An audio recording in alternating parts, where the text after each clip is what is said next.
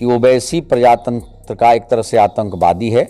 और मैं तो और थोड़ा मर्यादित भाषा में कहूँ तो इस समय भारत की राजनीति में जिन्ना का दूसरा रूप ओवैसी ही है। दूसरा रूप पैदा हो चुका है।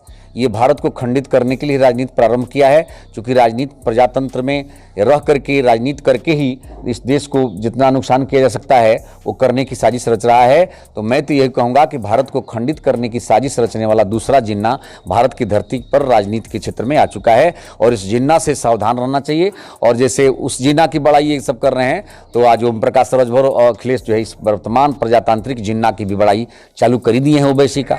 तो ये प्रजातंत्र का दूसरा जिन्ना भारत की धरती पर ओवैसी के रूप में आ चुका है कि ओवैसी प्रजातंत्र का एक तरह से आतंकवादी है। और मैं तो और थोड़ा मर्यादित भाषा में कहूँ तो इस समय भारत की राजनीति में जिन्ना का दूसरा रूप ओवैसी ही है। दूसरा रूप पैदा हो चुका है। ये भारत को खंडित करने के लिए राजनीति प्रारंभ किया है, क्योंकि राजनीति प्रजातंत्र में रह करके राजनीति करके ही इस देश को जितना नुकसान किया जा सकता है वो करने की साजिश रच रहा है।